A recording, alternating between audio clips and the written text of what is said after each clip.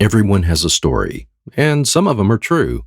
Villains, heroes, history shapers, world changers, and ordinary people facing extraordinary circumstances.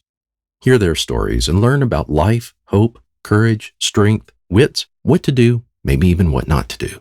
Who will we learn from this week? Listen to episode number 5. The devil is in the details.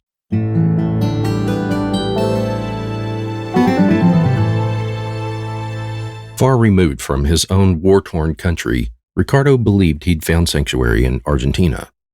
He began his new life working for a hydroelectric plant construction company before going on to try his hand at an odd variety of low-paying occupations: laundry business owner, fabric shop owner, sanitation facility sales rep, transportation manager, warehouse laborer, and, most unassuming of all, an Angora rabbit farmhand.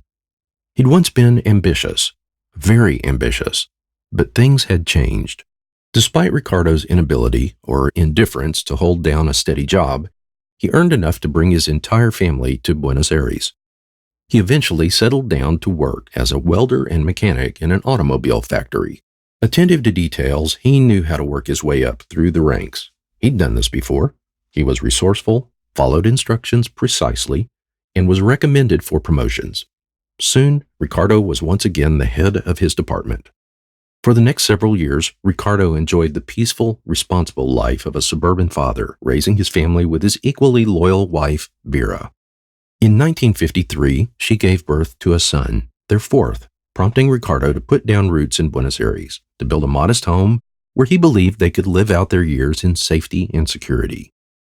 With his ominous past seemingly behind him, Ricardo enjoyed the fruits of a life he had meticulously created with the unknowing complicity of his own children.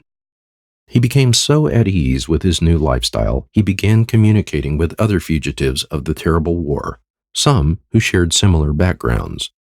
All seemed to be fine until Ricardo got off the bus after an ordinary workday at the factory. It was the day his world was once again turned upside down. Ricardo was known to pass an open field during his routine walk home. This was his last known whereabouts before he was abducted. They had been watching him. He was wrestled to the ground by 3 men, bound, gagged, and blindfolded, covered with a blanket, and thrown onto the floorboard of a car, then driven to a house where he was held for 9 days. The men knew that Ricardo had friends, even here, who would eventually come looking for him. They devised a daring plan to put him on a plane and take him further, back to their world, where he would not be found until the right time. You see, Ricardo had a very deep, very dark secret. The man seemed so normal. He punctiliously went to work and returned home every day by commuter bus. But his children called him Uncle Ricardo, and they carried a different last name. The thing is, Ricardo had demonstrated remarkable talent for precision and attention to detail, typically. For whatever reason, when his family resettled in Argentina, he neglected to change the surname of his older children. His eldest son, Nicholas, met and courted Sylvia, the daughter of another refugee with a very different story. Sylvia's father was blind. Although he couldn't see, he and Sylvia began putting the pieces together regarding young Nicholas. That's when Ricardo's identity was quietly revealed to the proper authorities, who were determined to bring him to justice, no matter how far they had to go or how long it took. Before fleeing Europe after World War II, Ricardo Clement had been a very ambitious and dedicated military officer. He followed orders precisely and was recommended for promotions. As he rose through the ranks, he demonstrated resourcefulness and the ability to systematically implement solutions. Well, he may have eluded justice had he simply changed the names of his children as he did his own, but Nicholas and his brothers had kept their given surname, Eichmann. So, when Sylvia was reading the newspaper to her blind father, they couldn't dismiss as coincidence that a notorious Nazi SS war criminal was still at large, and his name was also Eichmann. Adolf Eichmann, an evil architect of genocide, had lived among them undetected for a decade as Ricardo Clement. Adolf Eichmann was extradited to Israel, where he stood trial, a trial watched closely by the world. Eichmann was a master of deception. and perhaps the one most deceived was himself.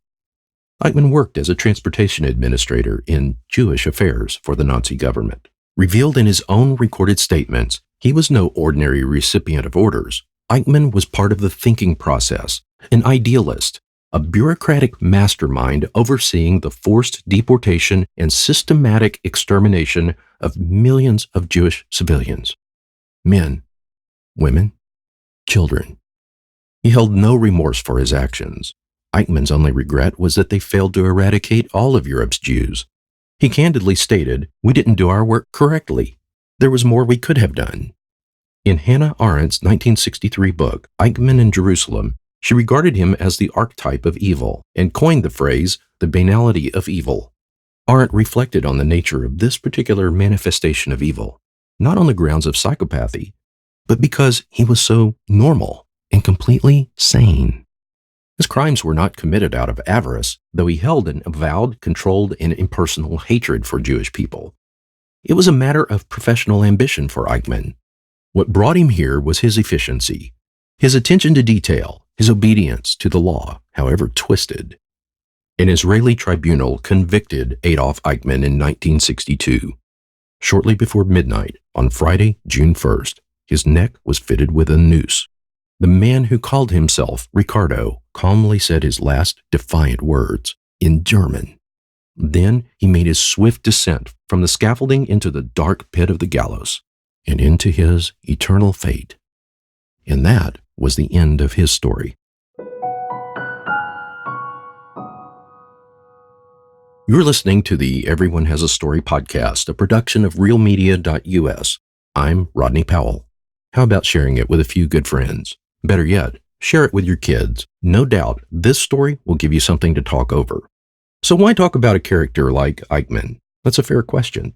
After all, it's a dark story, and he's not inspirational. Eichmann was a special kind of wicked, cold and desensitized about the reality of his conduct. He appeared so normal, even a productive and unassuming member of society, and he eluded justice for years. To the very end, he never felt remorse for the evil he dealt. Not inspirational, for sure, nonetheless intriguing and instructive, and a warning that such monsters actually exist in this world. Most of these stories will involve inspirational subject characters. There's also a story to be told about those who have chosen a course in life that is not to be emulated. And we'll lighten it up next time, I promise. Join me again for other insightful tales of real people, because everyone has a story.